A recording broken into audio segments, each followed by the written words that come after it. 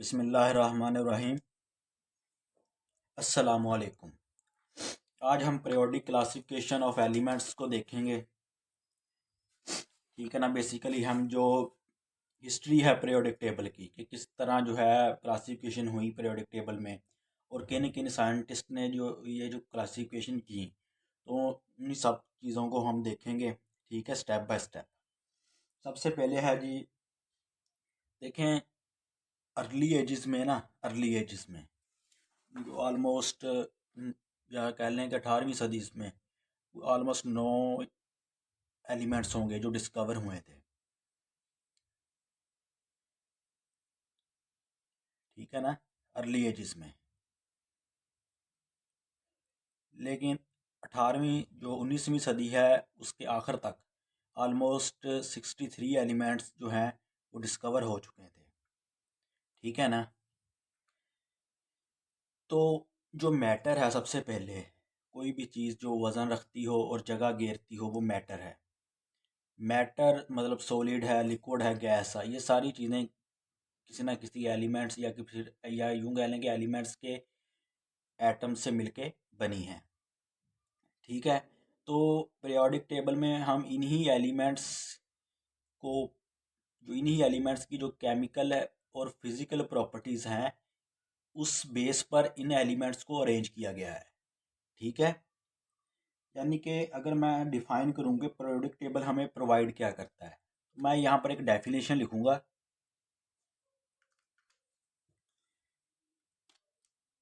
Periodic table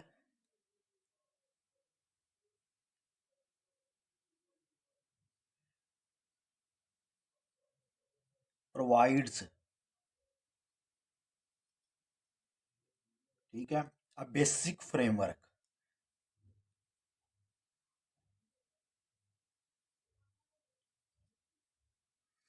basic framework और pattern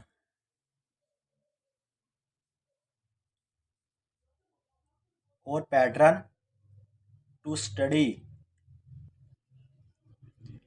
periodic table provides the basic framework or pattern to study the periodic behavior study the periodic behavior of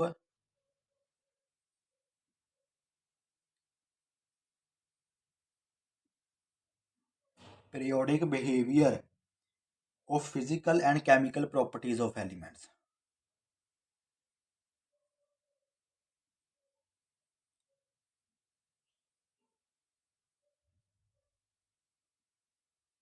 And chemical properties of elements, या यूं कह लें जी, जो periodic table है वो एक basic framework लाहे अमल या यूं कह लें कि एक पैटर्न, एक तरीकाकार हमें प्रोवाइड करता है जिससे हम एलिमेंट्स की केमिकल और फिजिकल प्रॉपर्टीज़ को स्टडी कर सकें। ठीक है ना। पीरियोडिक टेबल क्या करता है जी, हमें एक बेसिक फ्रेमवर्क या फिर पैटर्न प्रोवाइड करता है to study the periodic behaviour of physical and chemical properties of element के, यानी कि जिससे बेसिकली हम पीरियोडिक टेबल में मुख्तलिफ जो एलिमेंट्स हैं उनको उनकी केमिकल और फिजिकल यानी कि कीमियाई और तिबई जो खसूसियात हैं उनकी बेस पर, ठीक है, उनको अरेंज किया गया है, क्लासीफाई किया गया है। ठीक है। इन्हीं इन्हीं फिर केमिकल और फिजिकल प्रॉपर्टीज़ को स्टडी करने के लिए जो पीरियोडिक टेबल है हमें एक फ्रेमवर्क प्रोवाइड करता है। ठीक है। अब ज़रा हम कुछ साइंटिस्ट की बात कर लेते हैं जिन्होंने जो है पीरियोडिक टेबल को क्लासीफाई करने में, यानी पीरियोडिक टेबल में एलिमेंट्स को क्लासीफाई करने में अहम किरदार अदा किया। ठीक है। तो उनमें से बेसिकली सबसे पहले हम बात करेंगे जी अल राजी की।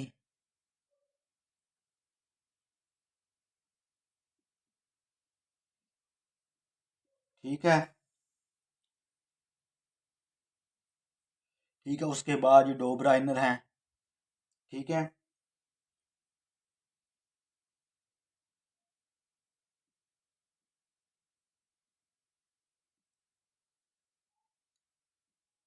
उसके बाद ये न्यूलैंड है।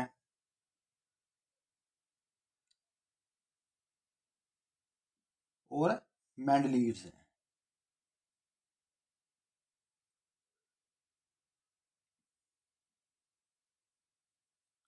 ठीक है, तो ये कुछ साइंटिस्ट है जिन्होंने एलिमेंट्स को बेसिकली क्लासीफाई करने में, उनको अरेंज करने के लिए उनकी केमिकल फिजिकल प्रॉपर्टीज़ की बेस पर अहम किरदार अदा किया जिन्होंने। ठीक है, तो वो साइंटिस्ट अल-राज़ी है, डोबराइनर है, न्यूलैंड है और मेंडलीव्स है। तो सबसे पहले अल-राज़ी ने क्या किया था जी? अल-राज़ी ने जो क्लासिफिकेशन जो अल-राज़ी की थी एलिमेंट्स की, जो अल-राज़ी ने एलिमेंट्स को क्लासीफाई किया था on the basis of physical and chemical properties. Al-Razi classifies elements, Al-Razi या यूं कह लें कि अल-राज़ी जो क्लासिफिकेशन है, ठीक है, वो किस पर बेस्ड थी? Based on physical and chemical properties.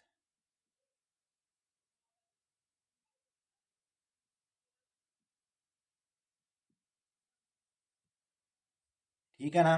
अल-राज़ी की जो क्लासिफिकेशन थी वो फिजिकल और केमिकल जो प्रॉपर्टीज हैं एलिमेंट्स की, उन पर बेस्ड थी। यानी कि जो एलिमेंट्स की कीमियाई और तबीई खसूसियात की बेस पर, ठीक है ना, यानी कि जिन एलिमेंट्स की कीमियाई और तबीई खसूसियात एक जैसी हैं उनको एक, यानी कि उन्होंने एक कॉलम में या एक पीरियड में, ठीक है ना, ये अरेंज किया, और जिनकी जो प्रॉपर्टीज उन एलिमेंट से डिफरेंट थी उनको अलग जो है पीरियड या फिर कॉलम में उन्होंने अरेंज किया। यानी कि क्लासिफिकेशन केमिकल और फिजिकल प्रॉपर्टीज की बेस्ड पर की थी उन्होंने। जो डोब्राइनर है ना, डोब्राइनर ने बेसिकली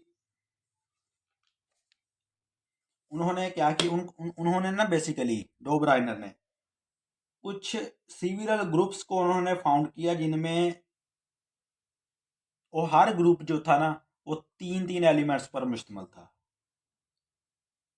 ठीक है, यानी कि आपने सुना होगा कि ट्राइड्स के बारे में सुना होगा ना। डोब्राइनर ने क्या किया था, कुछ ग्रुप्स को फाइंड आउट किया इन्होंने, और जो वो हर ग्रुप्स में तीन तीन एलिमेंट्स को बेसिकली इन्होंने अरेंज किया, क्लासीफाई किया। ठीक है, on the basis of their chemical properties.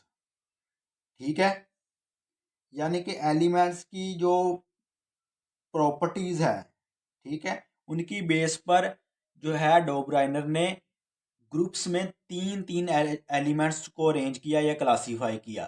ठीक है, फॉर एग्जांपल जिस तरह क्लोरीन है,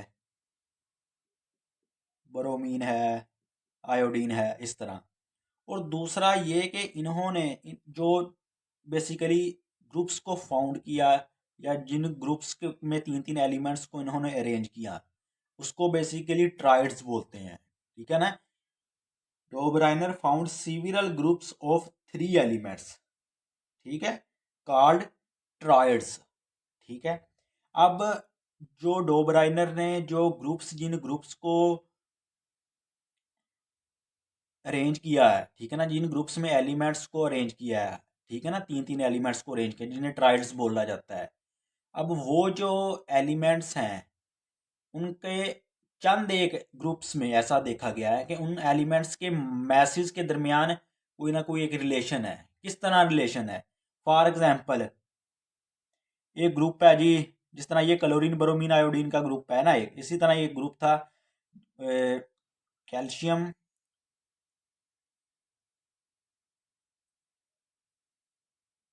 ट्रांशियम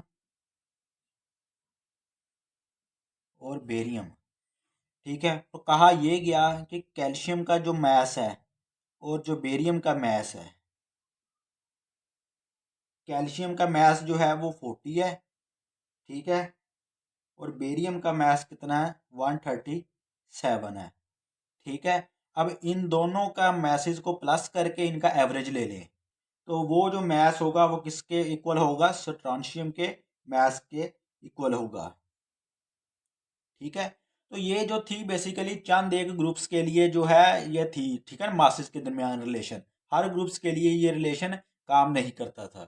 ठीक है, तो इसके बाद एक और जो हमारे साइंटिस्ट थे जी, न्यूलैंड, उन्होंने क्या किया, उन्होंने बेसिकली लॉ ऑफ ऑक्टेव्स दिया। लेकिन इनसे न्यूलैंड की जो बेसिकली न्यूलैंड ने बेसिकली एलिमेंट्स को एटॉमिक मास की बेस पर अरेंज किया, क्लासिफाई किया।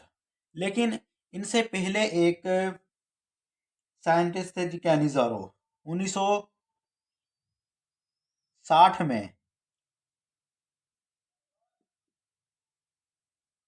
1960 में कैनिज़ारो ने जो है एलिमेंट्स के कुछ मैसेज को डिस्कवर वगैरह किया। ठीक है ना,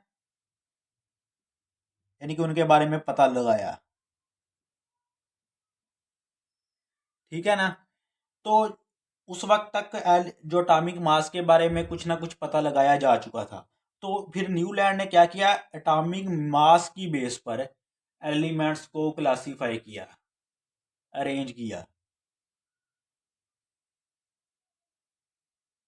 ठीक है, किस तरह अरेंज किया, एटॉमिक मास की बेस पर उन्होंने कहा कि ये जो बेसिकली अगर आप एलिमेंट्स को एटॉमिक यानी कि मास की बेस पर उनको एक पीरियड में अरेंज करें, यानी कि फ़र्ज़ करें पहला अगर आपने कह दिया जी लिथियम है, ठीक है, उसके बाद सो ऑन, फ्लोरीन है, ठीक है ना। उन्होंने कहा कि जो फर्स्ट एलिमेंट है उसकी जो प्रॉपर्टी है, केमिकल उसकी जो प्रॉपर्टी है, वो जो है वो हर आठवें जो बेसिकली आठवें नंबर पर जो एलिमेंट होगा उसकी प्रॉपर्टी से मैच करती है। ठीक है ना, मुशाहबत रखती है। फर्ज करें लिथियम के बाद फ्लोरीन है, वन टू, 1 2 3 4 5 6 7, सॉरी इधर मैं फ्लोरीन लिखता हूँ। ठीक है, और यहाँ पर आ गया जी सोडियम। तो यानी उन्होंने कहा कि हर आठवें जो एलिमेंट की जो प्रॉपर्टी है, अगर पीरियड में आप अरेंज करें एलिमेंट्स को एटॉमिक मास की बेस पर, तो हर आठवें एलिमेंट्स की प्रॉपर्टी है फर्स्ट एलिमेंट की प्रॉपर्टी से मैच करती है। ठीक है, इसको भी आप यहाँ से भी शुरू कर सकते हैं। तो यहाँ से फिर इस तरह ना एलिमेंट्स को ग्रुप में भी केमिकल प्रॉपर्टीज की बेस पर ऑटोमेटिकली वो अरेंज होते गए यहाँ पर। ठीक है ना, तो यहाँ पर जो दूसरे नंबर पर अगर कोई एलिमेंट है उसकी जो प्रॉपर्टी है वो यहाँ से काउंट कर ले, 1 2 3 4 5 6 7 और 8, यहाँ पर जो होगा एलिमेंट्स उसकी प्रॉपर्टी से सेकंड वाले की प्रॉपर्टी मैच करती होगी। ठीक है ना, इसी को लॉ ऑफ ऑक्टेव्स बोला जाता है, लॉ ऑफ ऑक्टेव्स। ठीक है ना, तो ये आपको अब पता चल गया ना। डोबराइनर बेसिकली एक जर्मन केमिस्ट थे। ठीक है ना, और जो बेसिकली न्यूलैंड है वो एक इंग्लिश केमिस्ट थे। ठीक है, Newland noticed that every eighth element had some property in common with the first one. हर आठवें एलिमेंट की जो प्रॉपर्टी है, जो फर्स्ट वन जो एलिमेंट है उसकी प्रॉपर्टी से मैच करती है, इसी को बेसिकली लॉ ऑफ ऑक्टेव्स बोला जाता है।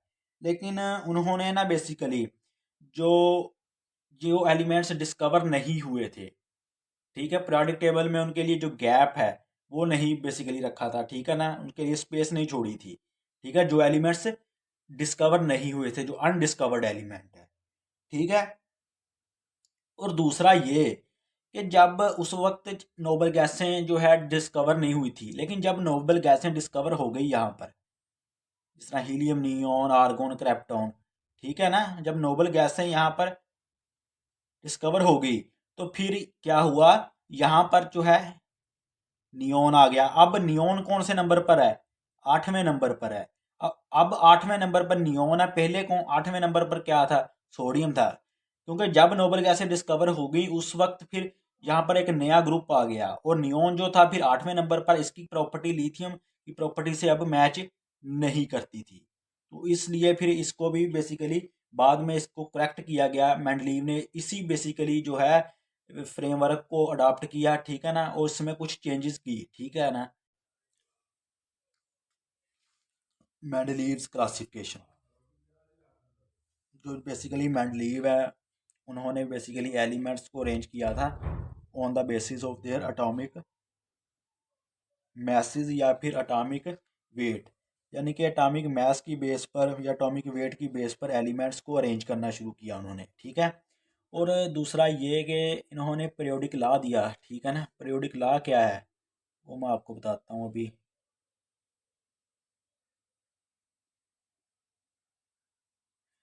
जिस तरह न्यूलैंड ने कहा था कि हर फर्स्ट एलिमेंट की जो प्रॉपर्टी है, जो फर्स्ट एलिमेंट की जो प्रॉपर्टी है वो 8th नंबर पर जो एलिमेंट होगा उसकी प्रॉपर्टी से मैच करती है।